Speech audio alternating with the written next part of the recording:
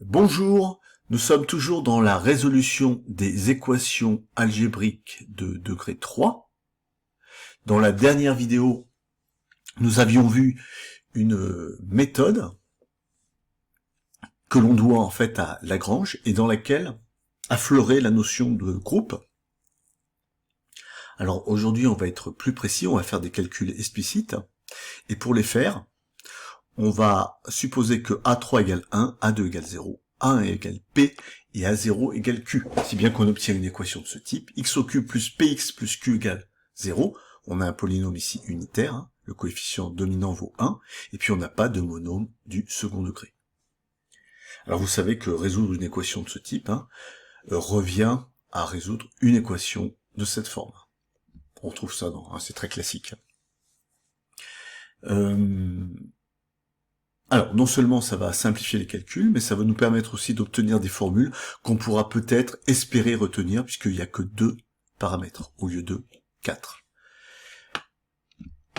J'ai quand même fait les calculs pour la forme générale, et j'ai trouvé ça très formateur, je recommande.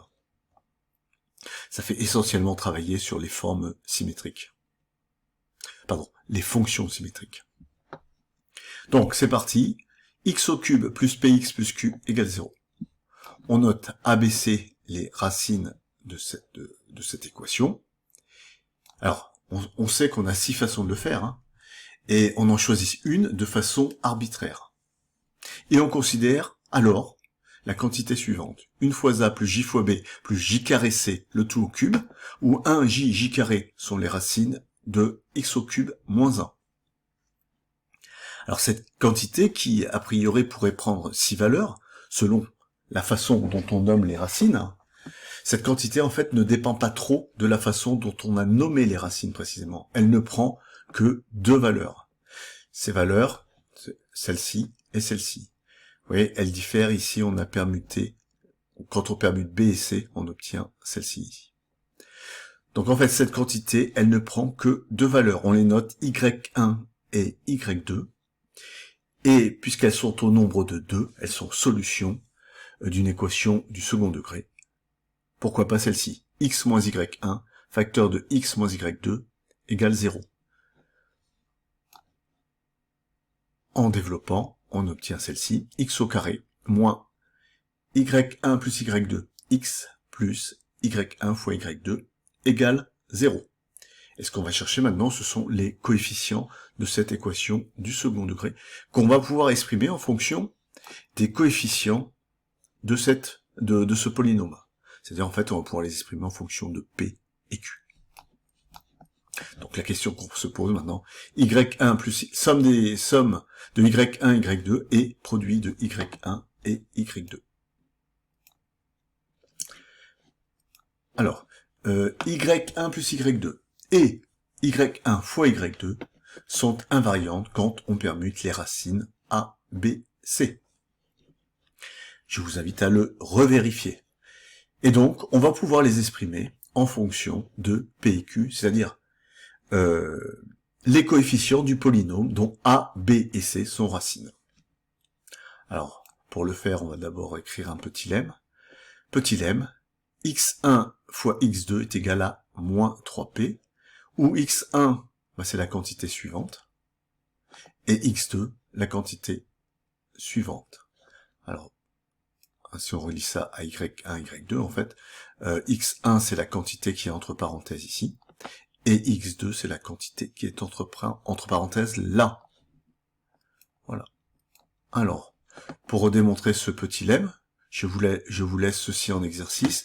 Vous utiliserez le fait que 1 plus j carré égale 0, que la somme des racines qui est égale à moins a2 sur a3 est égale à 0, dans ce cas particulier, et puis que AB plus AC plus BC, qui est une fonction symétrique des racines, et qui est égale à A1 sur A3, est égal à P.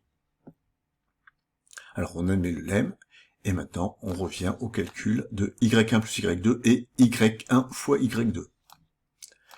Alors Y1 fois Y2, eh bien c'est X1 au cube fois X2 au cube. Autrement dit, c'est x1 fois x2 au cube. Mais d'après le lemme, ceci vaut moins 3p. Donc on obtient donc moins 3p au cube, soit moins 27p au cube.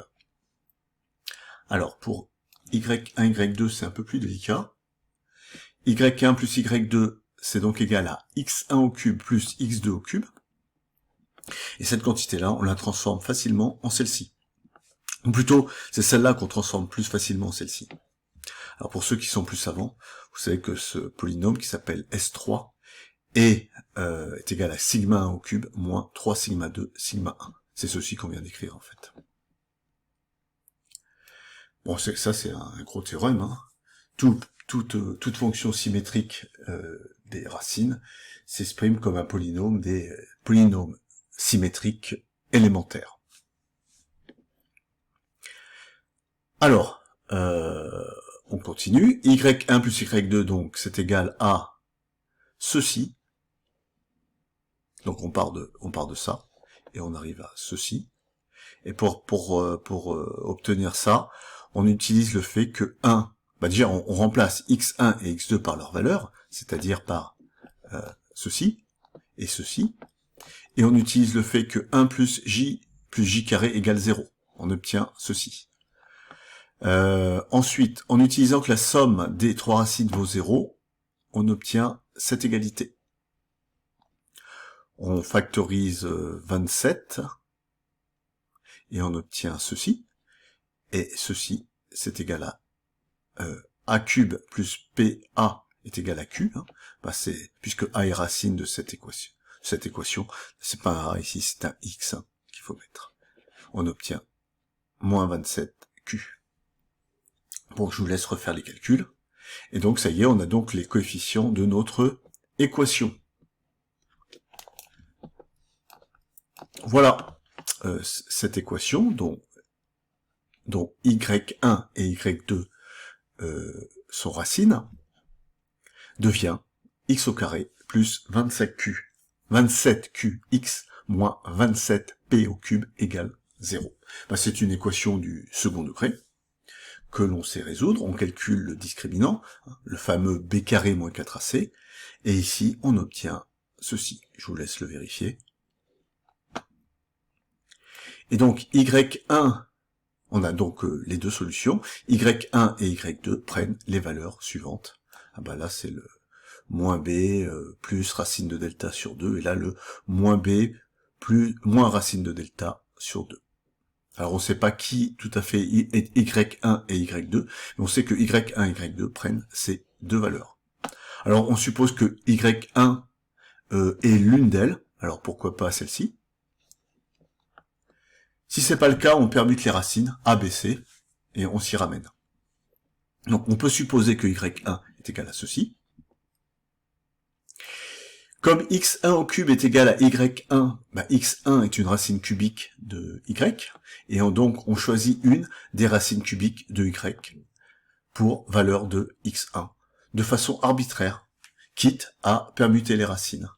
Et donc on note de cette façon-là la racine cubique choisie. Donc x1 est égal à racine cubique de tout ceci. De même, on a x2 au cube qui est égal à y2. Donc on choisit pour x2 la racine cubique de y2, hein, c'est celle-ci, telle que x1 et x2 est égal à moins 3p. Parce qu'effectivement, on ne peut pas choisir n'importe quelle racine cubique de y2 pour x2, car x1 et x2 sont liés par cette relation. Hein, c'est ce qu'on avait écrit dans le lemme. x1 et x2 sont liés par cette relation. Donc une fois qu'on a choisi x1, x2 est déterminé. x2 est égal à moins 3p sur x1.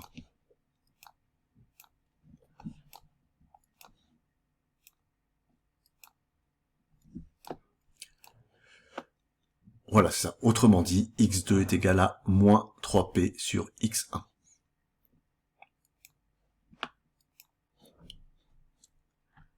Et finalement, on a x2. On note x2, on note de cette façon la racine cubique donc qui est égale à x2, racine cubique de tout ceci que je ne dis pas. que je vous laisse lire. Donc ça y est, on a les valeurs de x1 et de x2. Alors je rappelle que x1, par définition, c'était ceci. x1, c'était ceci. Mais on connaît leurs valeurs maintenant. Donc on va dire maintenant cette égalité de droite à gauche. Droite à gauche. Et on obtient ces deux égalités. Cette première égalité, là c'est le x1. Ah bah oui. Là c'est le x1. Voilà. Et là c'est le x2. Alors voyez, on a deux équations, A, trois inconnus, A, B, C, A. Ah, j'ai mis CC là, non. Là c'est A, C, et là c'est un B. Ici c'est B, ici. Voilà. Et puis, il nous en manque une. Mais on sait que la somme des racines est égale à 0. Hein, puisque la somme des racines, normalement, c'est moins A1 sur... non, pardon, c'est moins A2 sur A3, mais comme A2 vaut 0, on obtient ici 0. Et donc, finalement, on obtient comme système... Alors oui, classiquement, on appelle ceci alpha. Et donc, ceci, c'est donc moins 3p sur alpha. Et donc, on obtient ce système d'équations linéaires à trois inconnus, A, B et C, qu'on va résoudre facilement. On l'avait fait la dernière fois. Et on obtient finalement les formules de Cardan. Hein. Alors, je vous rappelle, par exemple, pour obtenir A, on fait la somme membre à membre des trois égalités. A plus A plus A, ça fait 3A. B plus J carré B, ben ça disparaît à cause du fait que 1 plus J carré égale 0. Et puis C plus J carré C plus JC, ça fait 0 aussi. Et puis à droite, on obtient 0 plus alpha moins 3P alpha. On obtient donc ceci. Et puis en multipliant par J et puis par J carré, on obtient les deux autres formules. Ou plutôt, en multipliant d'abord par J carré pour obtenir B, voilà. Et par J pour obtenir C, on obtient les deux autres racines. Ceci est bien connu, sous le nom des formules de Cardan. Et ben voilà, on a fait les calculs. Alors, dans une prochaine vidéo, je vous propose de prendre des cas particuliers, c'est-à-dire des valeurs précises de P et Q. Et puis, dans la vidéo suivante, on essaiera de faire le rapport avec la théorie de Galois.